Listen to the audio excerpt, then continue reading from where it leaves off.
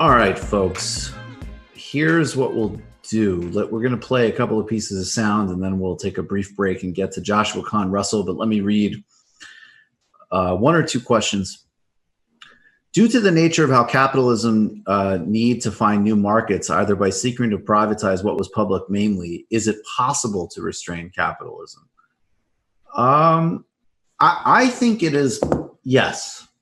I think it's possible in the sense that Vivek is talking about, because I do make a distinction between markets and capitalism as a means of organizing the economy. I think the idea of entirely getting rid of the market function, I just don't buy it. I think that if you democratize and get rid of the commanding heights of the economy, I actually think it would be extremely hard for them to claw it back. I mean, Bhaskar made a good comparison, which is like, if you actually achieve these aims and say there was like a political party that represented the interests of like former oligarchs, because they would be former oligarchs, it would be the same way there might still be technically a monarchy party. There's still technically a teetotal party, but they wouldn't have much room. Now, I think though, honestly, like the sort of gargantuan effort, I want to both really emphasize how far and how near that is, right?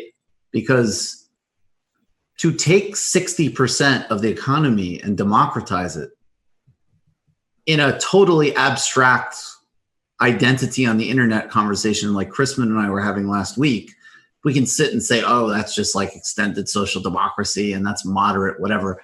To achieve that would be, in the present context, revolutionary. There's no other word to describe that. And the combination of labor action, democratic politics, mass movement, strikes, building out alternative commons economies would have just an unprecedented impact on us, through which I'm sure would generate new thinking that we can't even anticipate yet. Mm-hmm. But anyways, guys, go ahead. I mean, I think that what you just laid out there was a good way to address the question. I would just say, like, you got to think about these things if you want to think of them like a Marxist, like kind of thinking about like, oh, if we leave a little bit of capitalism in society, is it going to infect the rest of society? Like, that's not a very materialistic way to think about politics, right? That's like quite idealist, right?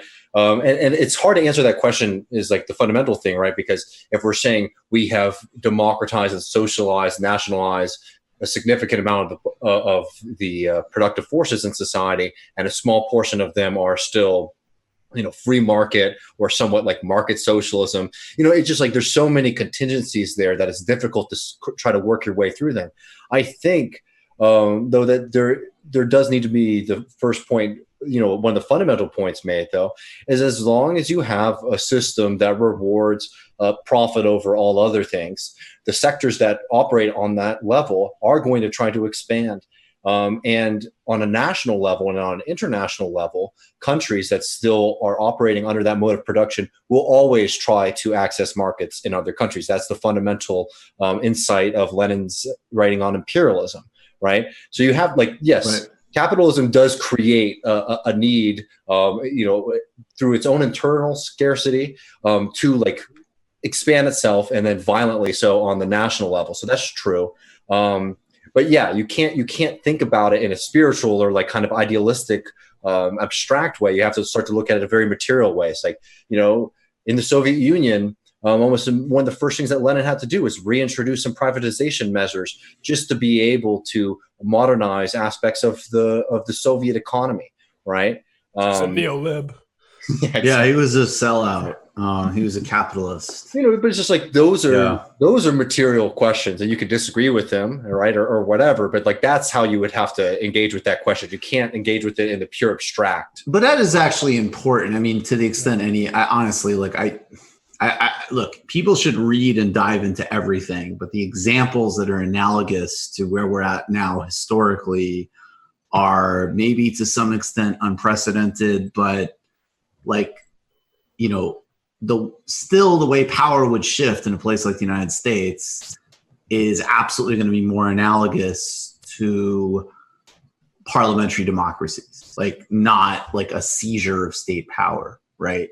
So even like, but that being said, like, yeah, if you want to contend with all of these historical contingencies, it is worth noting that even in revolutionary phases in the Soviet Union or in China, when they actually did attempt, and more so particularly in China, like, we're just going to become one thing, right? Like, we're just going to skip every economic cycle in terms of agrarian reform. I mean, it's not successful like that. And that's different than just like, you know, having a one size fits all, like, you know, propagandized understanding of these places. But at the same time, you can't deny those historical realities either. Like you said, you know, in the early Soviet period, like, yeah, they pivoted because it wasn't working.